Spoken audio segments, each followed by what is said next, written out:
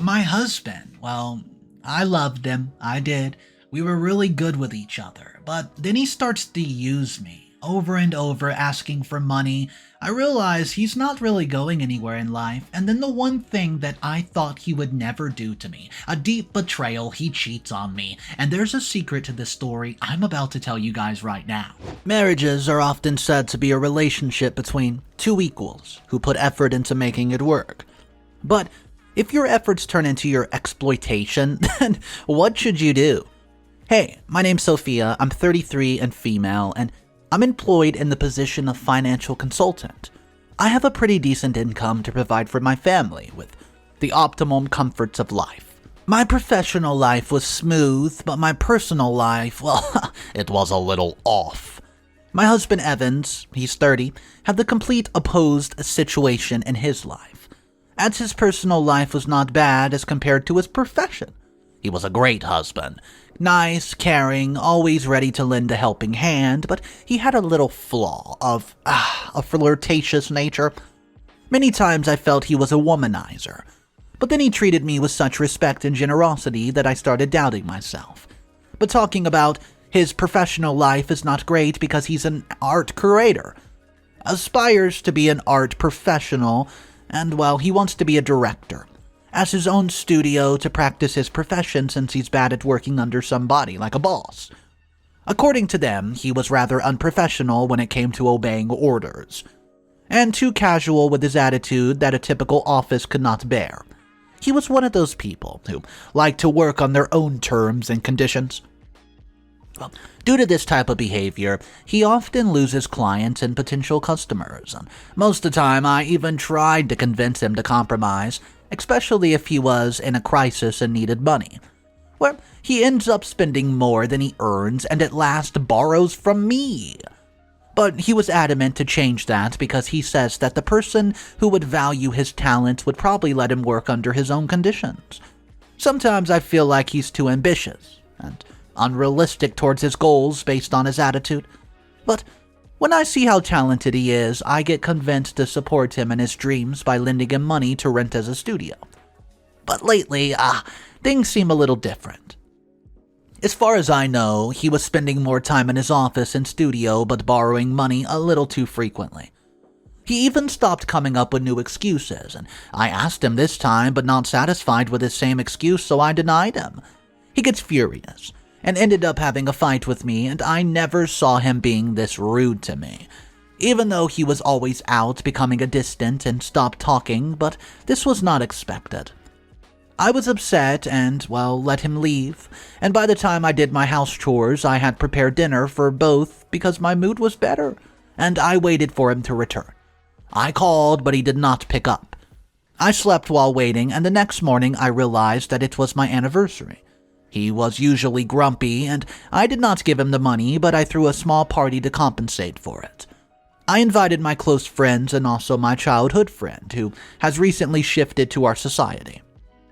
We've not spoken in a long time, so it was best to catch up with him, and Evans has not initiated talking to me, though I tried. He just responds to me quietly, so I could not figure out if he was still mad about last night. My mood instantly cheered up after meeting my childhood friend Joe. I recently got to know that he just married his boyfriend, and I was really happy for him that his family members finally agreed to support his decision. I forgot how late it's been chatting with Joe, and that it's been time for him to leave, and I got upset when reality hit me about my issues with Evans. Joe was about to leave, but then I saw Evans around, and I got them introduced. Joe greeted him cheerily, but observed something off between us because he sensed that we were carrying the act around the crowd. And being concerned about that, he asked me about it, and I told him everything. He advised to me that some answers could only be found instead of being told, and I should try other ways to find them. When I tried talking to Evan, he had already drifted off to sleep.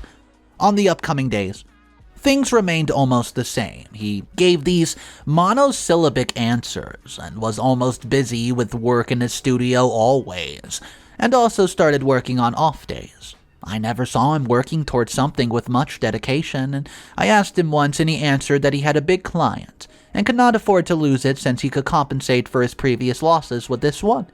Well, I knew him for more than 8 years. He's not the kind of person to be hardworking.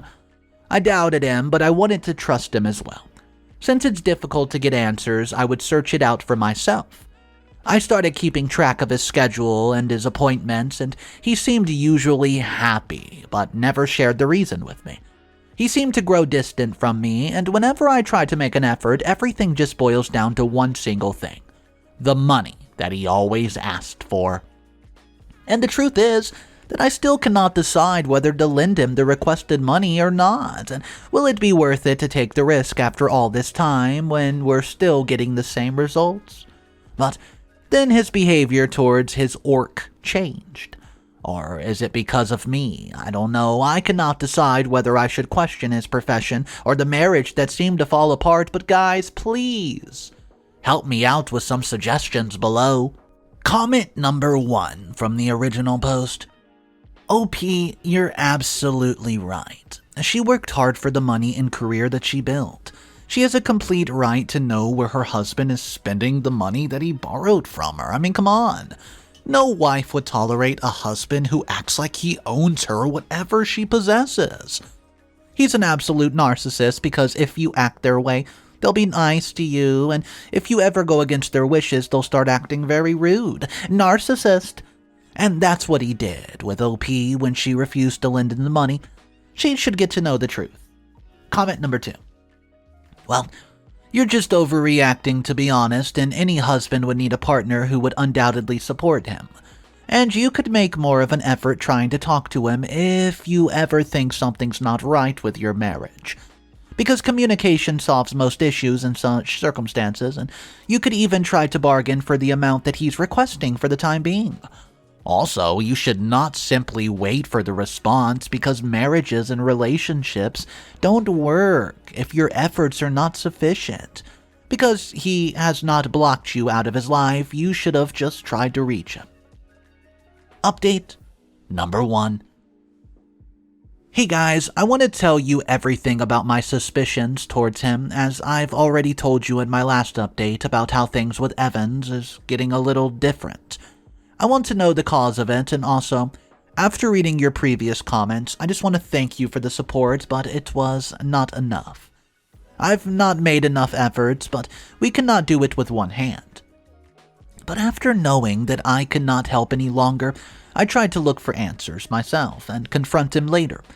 Till then, I just gave him time to make up his mind, and one day, while doing the laundry, I saw a blonde hair strand stuck in his shirt, and we were both brunettes, so why does he have blonde hair on his shirt?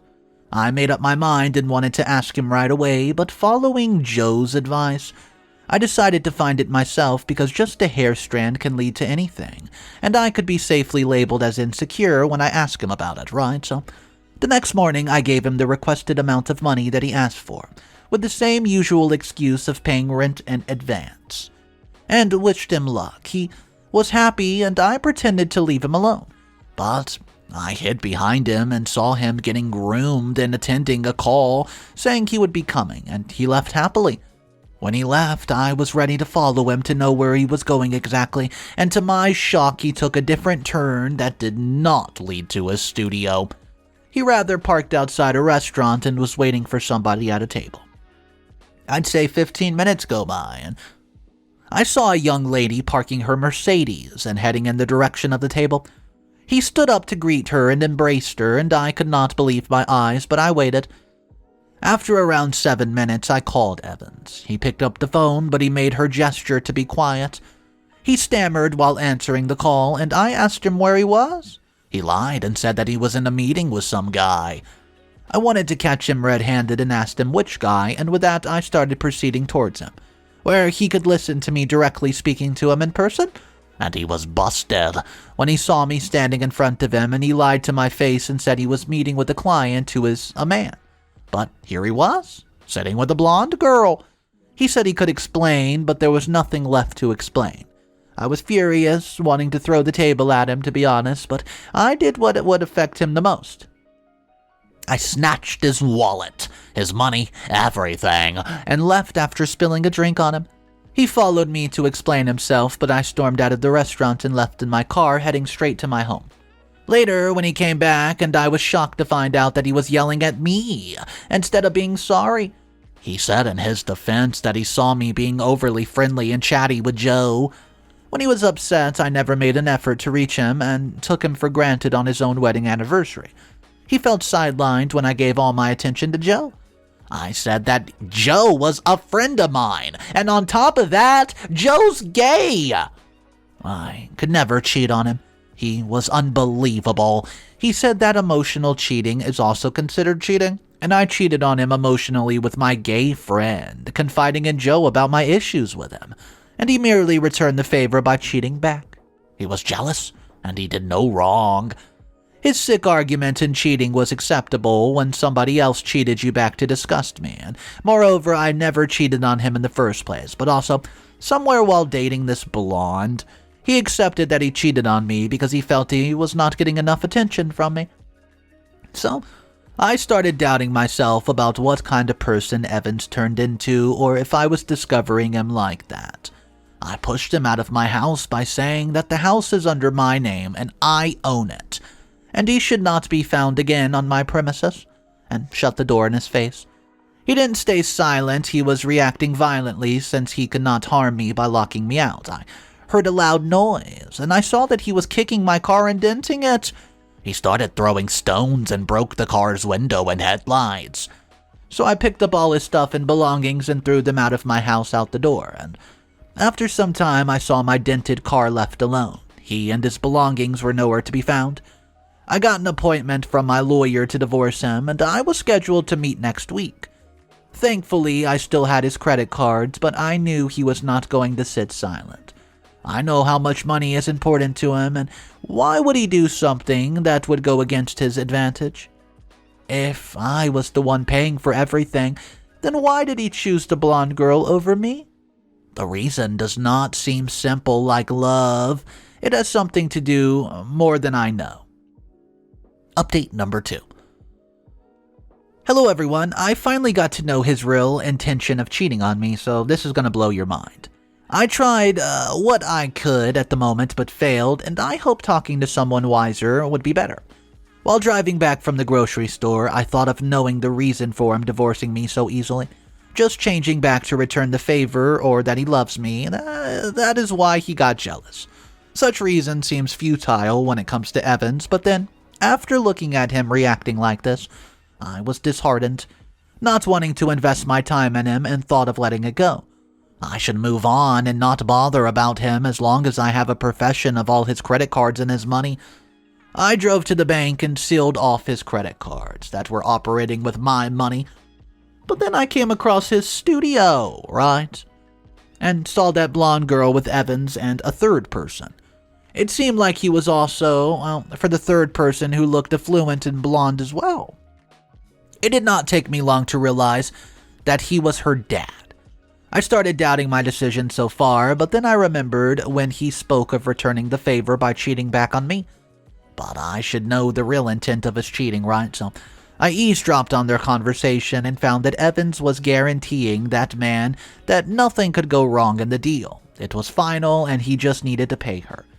And when the blonde girl, now that I knows named Ashley, seemed a little worried about what happened between us that day, he was consoling her not to worry about me because I was a crazy wife who constantly spies on him and financially dominates him.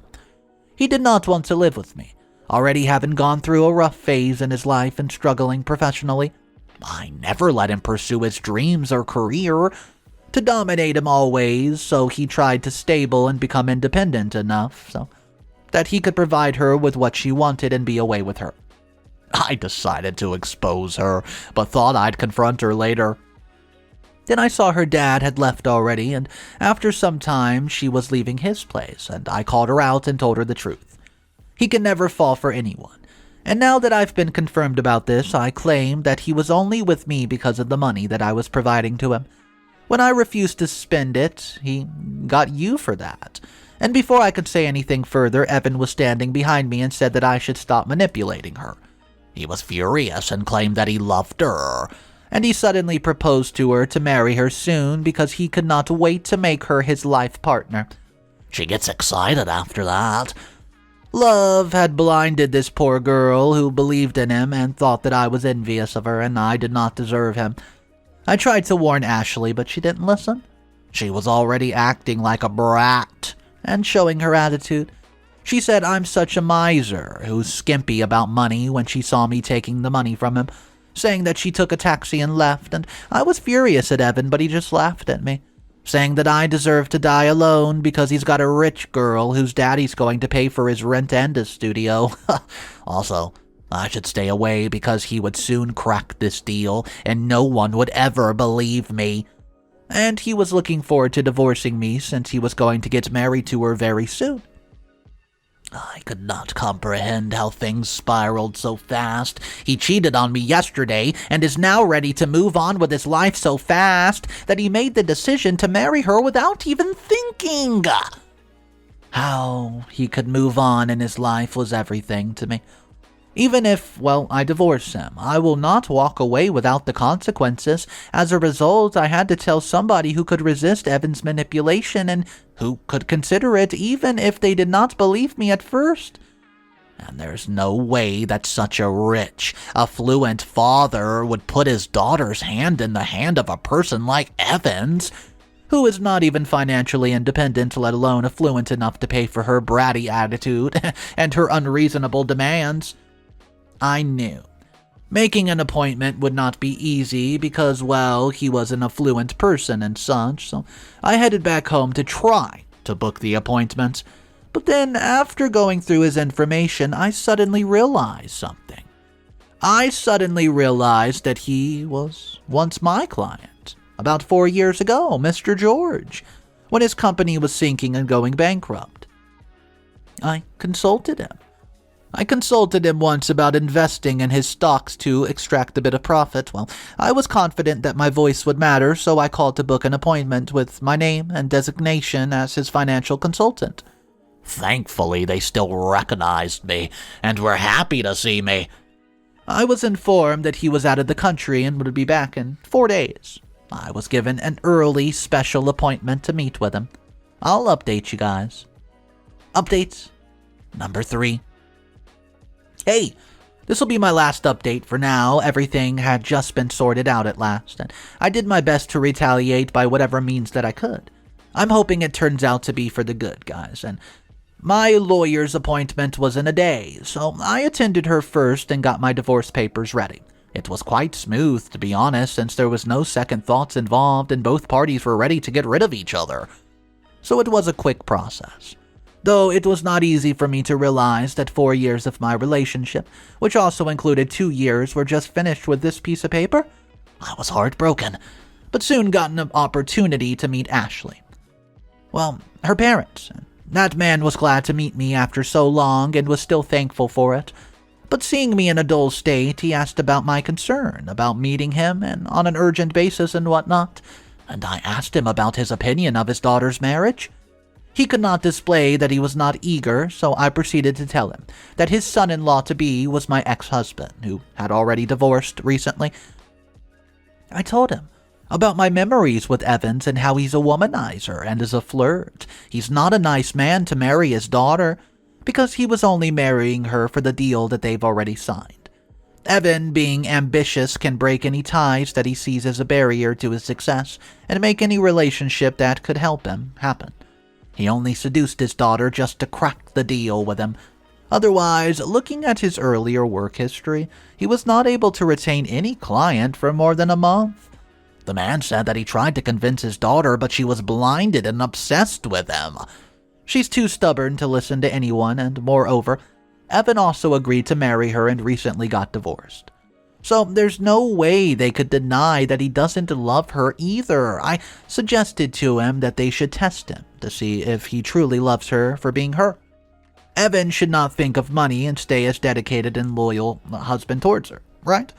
Also, to guarantee that Evans won't leave his daughter, he should not name anything under his name, and should just leave all his wealth to his daughter, including Evan's businesses, and the man liked the idea and said that he would give it some thought. I didn't know that what I had done was enough, but that was all I could do in this sort of situation. I did not want to see them get married, but I never bothered to attend the wedding either. All I knew from social media was that Evans got married to Ashley. I gave up, thinking maybe he truly loved her and all this was just a pretense or the other way around.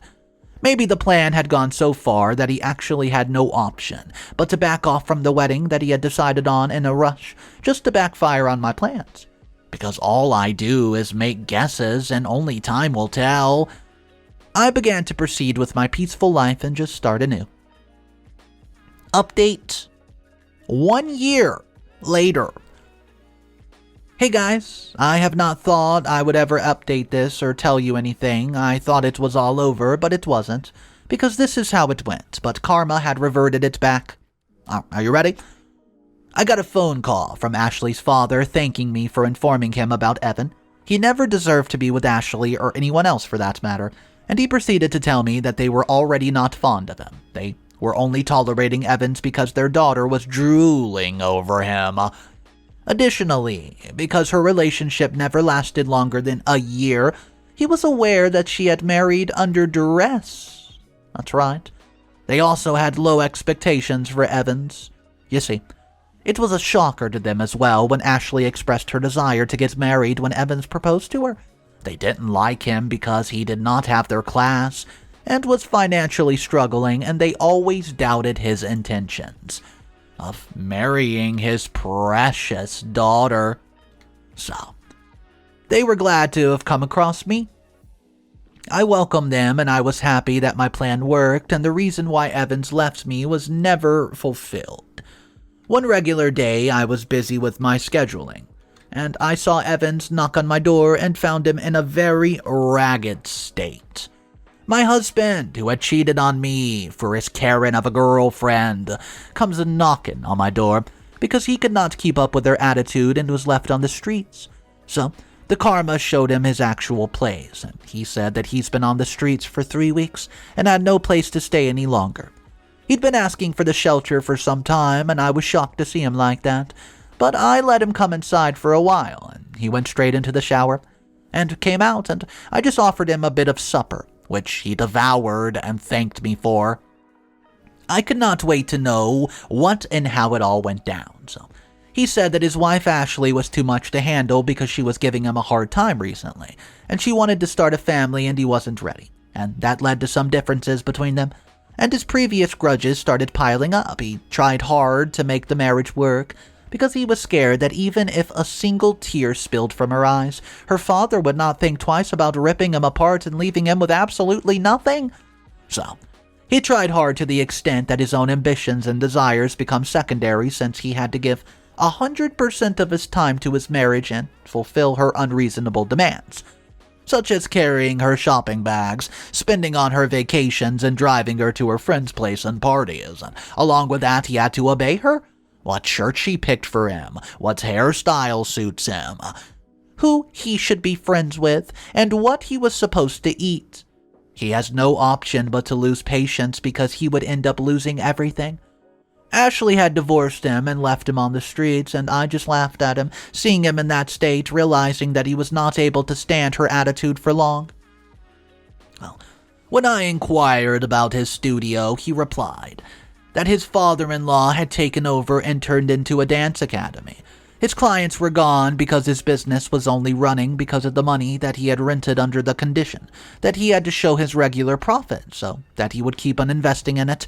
Otherwise, it would be dropped at any time, and he failed to keep up again because he could not handle Ashley's tantrums and taunts every time. She always judges his taste and comments on his inability to keep on the business of her dad invested in. She took over the space in his studio and started to turn it to a dance class. He requested that I let him stay at his place, but I said that he had already made his choice when he left me a long time ago, and it could never be his home again. I told him that if he had not tried to exploit me financially and betray me with Ashley, he would not have ended up in this state that he's in. He apologized, and I was satisfied looking at his condition, so I told him that he was already forgiven because, well, I was the one who was responsible for the contract that he had to sign before the marriage. I even warned Ashley's father about him, and he did exactly what I had suggested. He put the condition on Evans that he could only marry his daughter if he would sign the contract stating that not a single penny would go into his hands. The house that he lived in, the studio he owned, the rent for it paid, was all done by his father, and the daughter he spends on, and whatever future earnings he would have would be done in a joint account only. Evan could remain her husband as long as he remained dedicated and loyal to his profession, and their family business also. If he ever hurts or betrays his daughter, he has to leave everything behind. His career, his house, his wife, and every bit of savings he ever had. Evan, reluctant but trapped on all sides, agreed with it. Evan was so mad, he attacked me. But I defended myself and ran to call the cops, and got him arrested and took restraining orders against him. This is going to be my final update regarding my ex-husband, and I think he's gotten everything he deserves. Comment number 1 from the final post. OP, you did a great job. Your husband did not deserve a penny after what he's done for her selfish reasons, and OP gave him the taste of his own medicine. It was amazing to know that her husband had trapped himself in order to hurt her.